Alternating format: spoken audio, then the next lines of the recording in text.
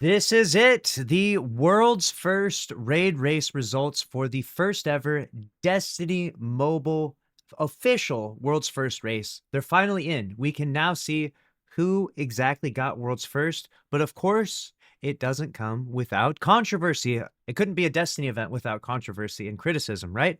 Because apparently people were like oobing the first encounter, which is potentially against the terms of service of clearing the world's first raid. So the official Destiny Rising team Twitter account has yet to announce the world's first team, even though at the time I'm recording this, there's like 6 teams that have cleared it.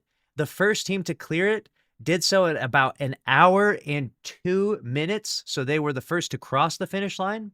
Now, the second problem here is that when you look at the leaderboards, they're actually quite confusing because they're timed. So right now it shows Code Soups, Mystery Lightbearer, The Wanderer, Destiny, Zombie, and Soonish as world's first, but they're actually not world's first. They're just the fastest of the speedrun competition that they're doing, right? So the way it works is whoever gets the fastest time after, I think it was like the first week or something like that, they're doing it's a whole nother competition, right? So basically, there's a competition within a competition within a competition. So let's break it down for you here. Which team actually crossed the finish line first? So from what I've been told from inside sources and people talking about this pretty heavily, the team that actually cleared it first was right there, Pond Waters. So Pond Waters, Chief, Arb, Goofy Goose, Sanake, and Troy SN. I believe they are, in fact, the world's first team, the team that crossed the finish line first. Now, why are they in third? Because their overall time is at 24 minutes, 41 seconds. And you might be thinking to yourself, that's extremely fast time. Well, the way the systems are set up inside Destiny Rising is that they account your cumulative time in each encounter. So there's 3 encounters. When you clear the first one, it counts the time that you cleared that one alone, and it does not include wipes. It just includes from the moment you spawned in to the moment you grab the chest. That is your time for that encounter. And the reason why they do that is because that is the start of the speedrun competition that's now happening inside Destiny Rising. So all the best players and even just casual players right now are going to hop in and try and clear the raid as fast as possible to be a part of the speedrun competition that's going on. So they're currently in third place for the speedrun competition. But let me tell you right now, this is going to speed up a lot. Like, people are going to understand the mechanics and know how to min max and exactly which characters they should pick. And this 24-41 third place is going to be placed at 10,000 pretty soon here because people are going to speed this up quite a bit. But as far as the actual world's first, like the team to cross the finish line first, I believe it was this Pond Waters team. Now, I'm not saying that they actually used oobs by any means, but people have been speculating that considering how fast people cleared it, that there may have been some oobs being used in the world's first race. And so Destiny Rising and the team might actually disqualify some of these people. So they haven't actually announced who won it just yet. We'll see if people get disqualified for using oobs. If you don't know, oobs just means they're using out of bounds, like they're taking unintended routes and stuff like that. So we'll see what happens. So they're able to clear encounters a little bit faster than ordinary. Now, I'm not exactly sure where the oobs are at or how they're doing them. It's probably an oob in a first encounter if I had to guess, but only time will tell what happens with that. So I believe they got world's first. At the time of recording this, you can see this is Gig's gameplay, and he got world's 6th. So he was the world's first team to not get the medallion, which is pretty sad, but unfortunately that's the way it goes. World's first team actually gets a raid ring, which is pretty impressive and pretty cool. This is what it looks like right here. That's very nice, pretty flashy. I would definitely be rocking that if I ever won something like that. And then obviously they're also awarded $600 for their team. So $100 to each fire team member, which, let's be real, it's not a whole lot of money, but it's better than nothing. You know, it's the start. I think that these world's first raiders do deserve some type of prize for, going out there and sweating it out and putting on a good show for the game, right? They made the game look good. And, well, they made the game look good to some people. Others would criticize the raid race saying 1 hour. I mean, we were making fun of Root of Nightmares for being like a 3-hour, 4-hour clear for the world's first team.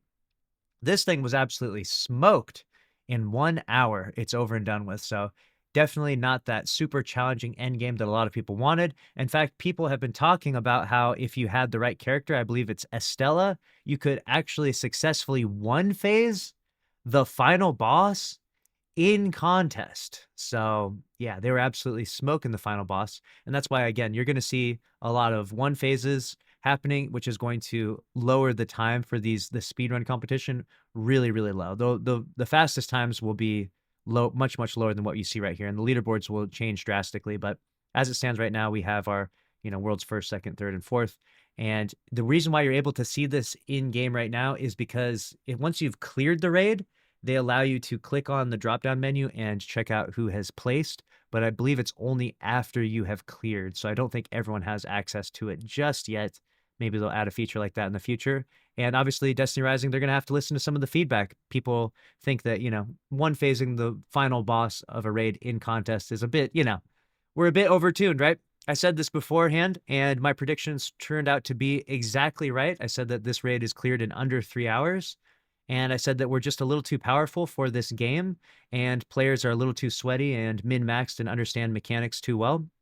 And it's not necessarily a problem. Like, that's just the way the Destiny community is right now. We understand how Destiny works as a game with buffs and debuffs and what's most powerful and what's optimized. And, we've got spreadsheets on top of spreadsheets when it comes to Destiny 2. People be making hour-long videos breaking down the exact sandbox meta for how to shoot a damn ogre these days, So we know the game very, very well. And because of that, we're able to absolutely smash the Destiny Rising World's First race, and some would say even embarrass the raid. 1 hour is a pretty fast clear time, right? It's pretty fast clear time for a contest raid. Let me know what you think about that. Do you think that that is an appropriate time?